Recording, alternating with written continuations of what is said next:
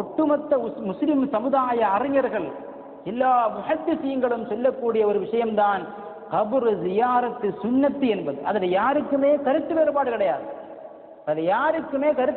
கிடையாது. அந்த கபர் ஜியாரத்து சுன்னத்து என்று வந்தால் அந்த கபரை ஜியாரத்து செய்வதற்காக பயணம் போவது என்னதானே, சுன்னத்து தானே. சில பேர் சொல்லுவாங்க, மதீனாவில் நபிகள் நாயகம் ஸல்லல்லாஹு அலைஹி வஸல்லம் உடைய கபரை ஜியாரத்து செய்வதற்காக பயணம் செய்யக்கூடாது. இது அவங்க சொல்லக்கூடிய ஒரு வாதம். இந்த வாதத்திற்கு ஒரு ஹதீஸ் ஆதாரமா வைக்கிறாங்க. ஆனா நல்ல மாதிரி சிந்தித்து பார்த்தால் அந்த ஹதீஸிற்கும் ஜியாரத்திற்கும் எந்த சம்பந்தமும் கிடையாது. லா துஷத்திர் ரிஹால் இல்லா இலா ஸலாஸத்தி மஸாஜித், 3 பள்ளிகளுக்கு மட்டும்தான் நீங்கள் பயணம் போக வேண்டும். ஒன்று மஸ்ஜிதுல் ஹராம், பின்னண்டு மஸ்ஜிதுல் நபவி, பின்னண்டு மஸ்ஜிதுல் அக்ஸா. இப்போ இந்த ஹதீஸ் ஜியாரத்தோட கனெக்ட் பண்றாங்க. இந்த ஹதீஸுக்கும் ஜியாரத்திற்கும் சம்பந்தமே கிடையாது. காரணம், இந்த ஹதீஸில் சொல்லப்பட்டது பள்ளிகள் என்ற அடிப்படையில் 3 பள்ளிக்கு தான் பயணம் போகணும். இந்த 3 பள்ளிகளை தவிர உலகத்தில் உள்ள பாக்கி எல்லா பள்ளிகளும் நன்மையில் சமம். இப்ப நன்மையை நாடியவர்களாக கூலி அதிகமாக கிடைக்கும் என்ற அடிப்படையிலே 3 பள்ளிகளுக்கு தவிர வேற ஒரு பள்ளிக்கும் போக வேண்டாம். அது அமெரிக்காவில் இருக்கக்கூடிய பள்ளியும் சரிதான், நம் ஊரில் இருக்கக்கூடிய பள்ளியும் சரிதான், எல்லாமே சமமான கூலியுள்ள பள்ளிகள். இந்த பள்ளி, இந்த ஹதீஸ் என்பது தொழுகைக்காக வேண்டி நன்மையை நாடி பள்ளிக்கு செல்லக்கூடிய இந்த சம்பவத்தை தான் இந்த ஹதீஸ் காட்டுது. ஜியாரத்து என்பது இந்த ஹதீஸிற்கு சம்பந்தமே கிடையாது. காரணம், ஜியாரத்து செய்வது சுன்னத் என்று விளங்கிவிட்டது என்று சொன்னால் அந்த ஜியாரத்திற்கு பயணம் போவது சுன்னத்து தானே.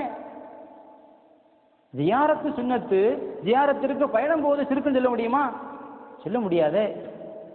இந்த வாதத்தை முத இந்த உலகத்திற்கு அறிமுகப்படுத்தியால் இப்னு தைமிய்யா. நபிகள் நாயகம் முஹம்மது ரசூலுல்லாஹி ஸல்லல்லாஹு அலைஹி வஸல்லம் உடைய ரவுதாவை ஜியாரத்து செய்ய வேண்டும் என்ற நோக்கத்தில் பயணம் போகக்கூடாது என்ற வாதத்தை உலகில் முதலாக அறிமுகப்படுத்தியவர் இப்னு தைமிய்யா. இப்னு தைமிய்யா சொன்ன கெட்ட கொள்கைகளில் மிக கெட்ட கொள்கை இது என்பதாக இமாம் இப்னு ஹஜர் அஸ்கலானி தன்னுடைய ஃபத்ஹுல் பாரியில் சொல்றாங்க.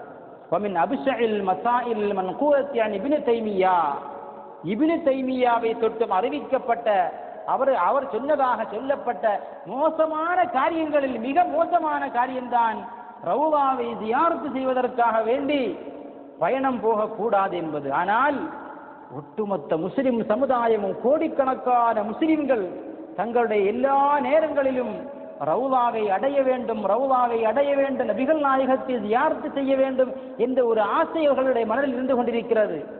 அதையெல்லாம் சிறுக்கென்று இந்த வஹாபிகள் சொல்கிறார்கள் என்று சொன்னால் முஸ்லிம் சமுதாயத்தை காஃபிராக்கக்கூடிய ஒரு மோசமான வேலையைத்தான் இந்த வஹாபிகள் செய்து கொண்டிருக்கிறார்கள்.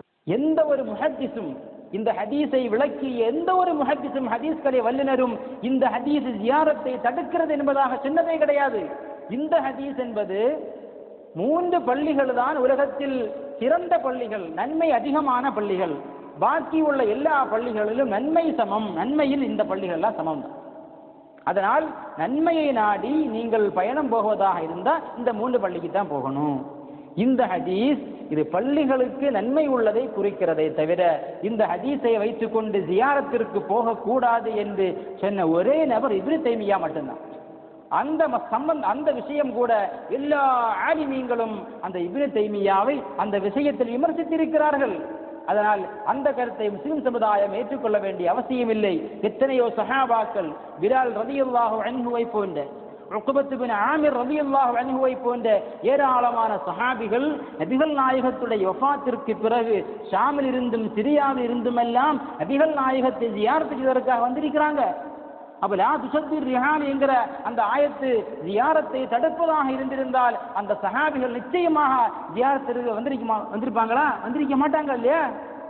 அப்ப அந்த ஹதீஸ் என்பது ஜியாரத்தை தடுக்கக்கூடிய ஹதீஸே கிடையாது என்றுதான் சஹாபாக்களும் விளங்கி இருந்தார்கள்.